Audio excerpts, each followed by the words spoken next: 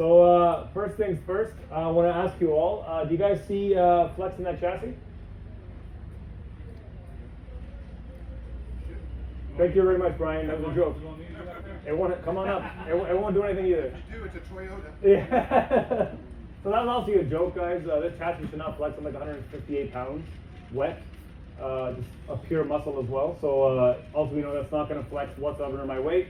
Even if all of us got on here, it probably still wouldn't flex. The reason being, many of you might think that Ford took last generation F-150, they did some modifications to it so they could put this big battery in the middle. That is not correct.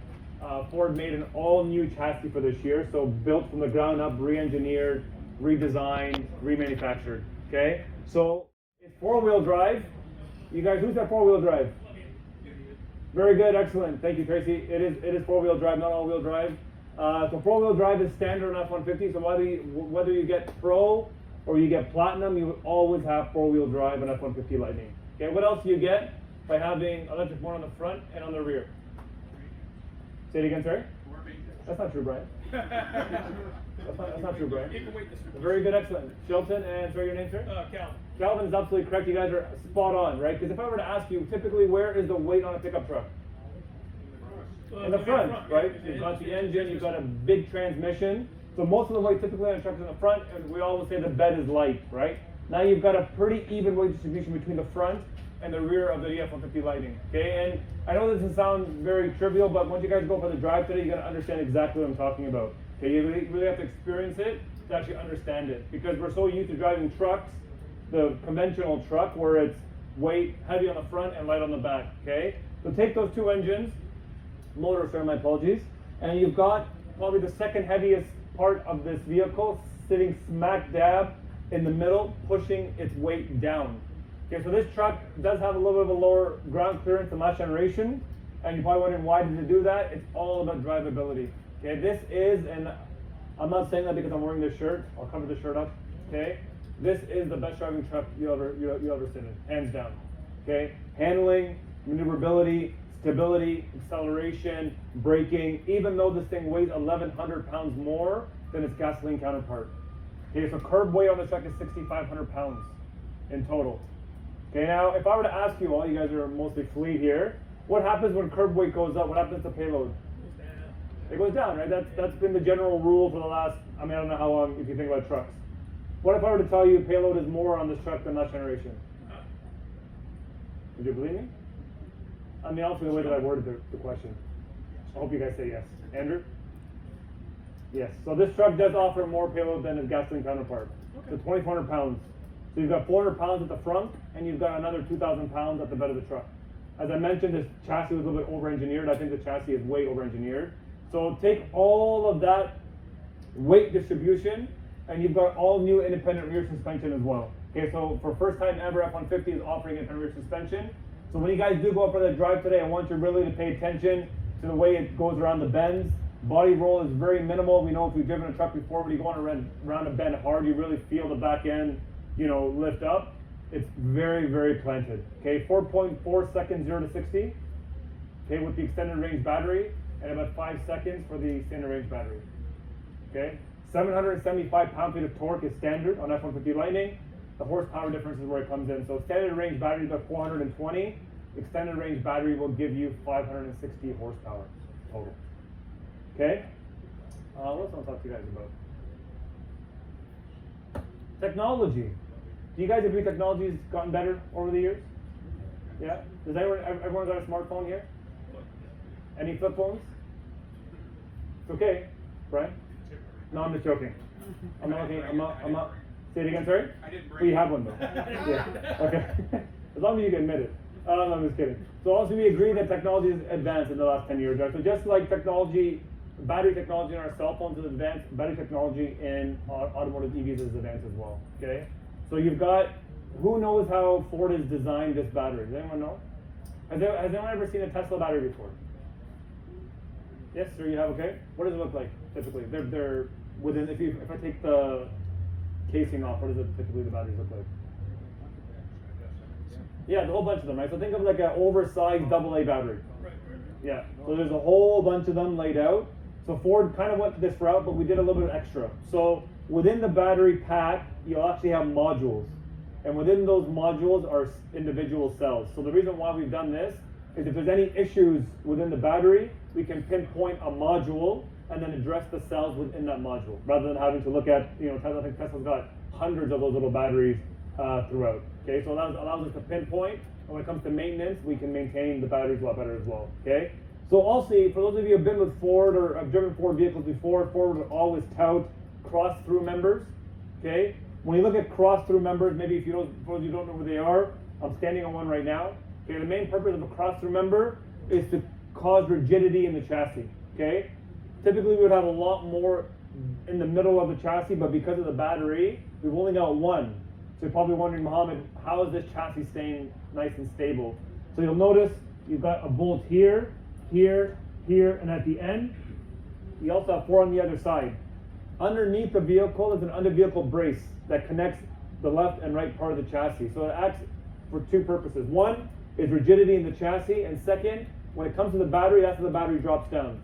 So 8 bolts come out, the brace comes down, and the battery falls down with that brace. Any questions at all?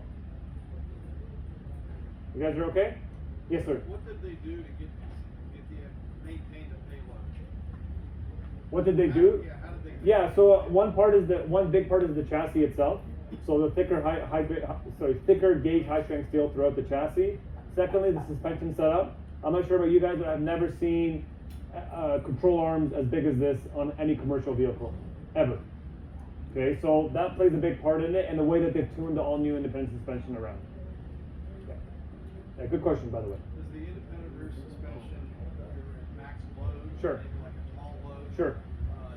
you tend to get more lean, because I know when they go to really big trucks, Sure. they have a lot of lean from both ends. Yep. To Yep. avoid that. Yep. Is that any kind of an issue at all? No, because I think that the fact that they rated at 2,000 pounds in the rear, I think 2,000 pounds was what they felt was safe without having to have that. You'll notice when you guys see the trucks, I mean, you won't see them now, but you'll notice the back of the truck is a little bit higher than the front of it. Okay, and that's all about how they tuned that rear suspension. Okay, so you see a bigger gap in the wheel wall versus the rear versus the front. Yeah, good question. Any other questions, folks?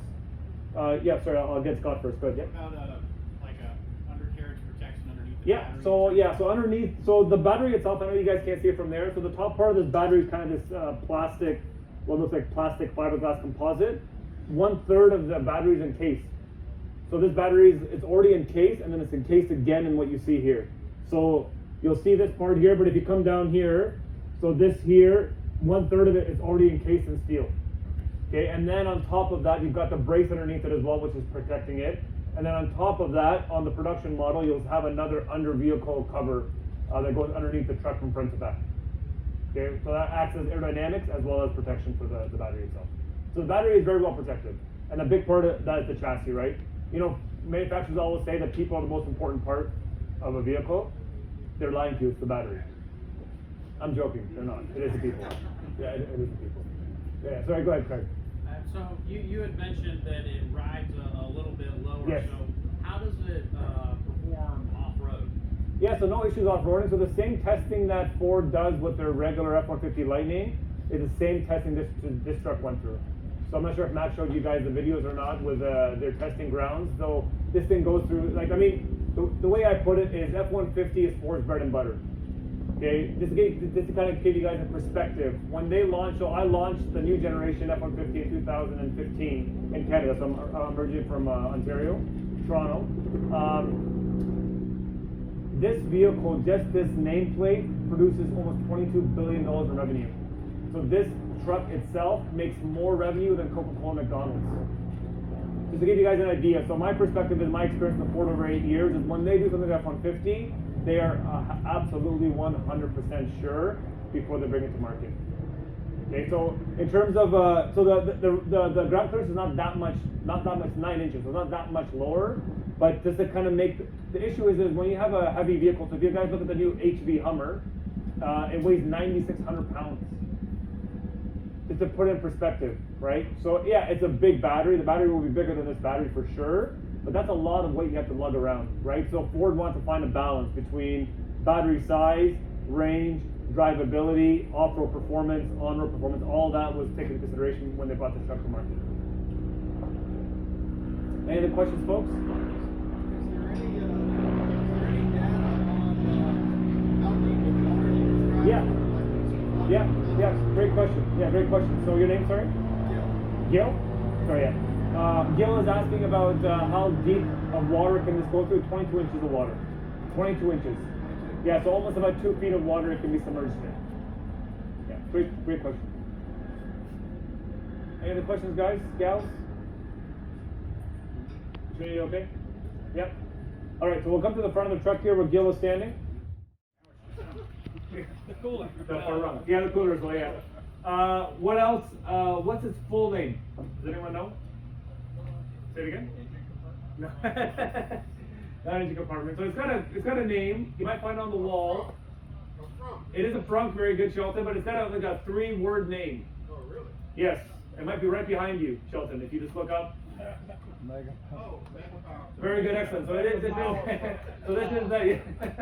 So this is the Mega Power front. Okay. The Mega part, it just sounds cool, I guess. The power part is applicable because this will always be power, irrelevant if you get Pro or Platinum. So you'll always get standard power frunk with F-150 Lightning. Okay. The frunk, as I mentioned, offers you 400 pounds of payload. Okay. And also 400 liters. Wait, you guys are American. You guys don't do liters, do you? No, it's 14.1 cubic feet. 14.1. Why are you guys gonna be different though? You know, everyone else uses kilometers and Celsius and. I'm in American car. Yeah, damn it, stop it. You got me there. Okay, that's fair. I was trying to So, convert it down. so 14.1 cubic feet. Also, is the front washable? Yes. Yes. Okay, very good, excellent. Are you positive? Pretty sure. Okay, good, excellent, very good. Should I wash the front with a power washer? Okay. I don't know about that, but I've seen him walk it. It's got a drain. And Andrew, say no.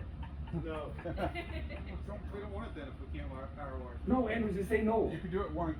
I'll tell you why. You do it once, right? I'll tell you why you shouldn't power wash the front. Okay. I'm sure many of you guys learned in maybe grade 4, grade 5. Thank you very class that electricity and water do not go well together.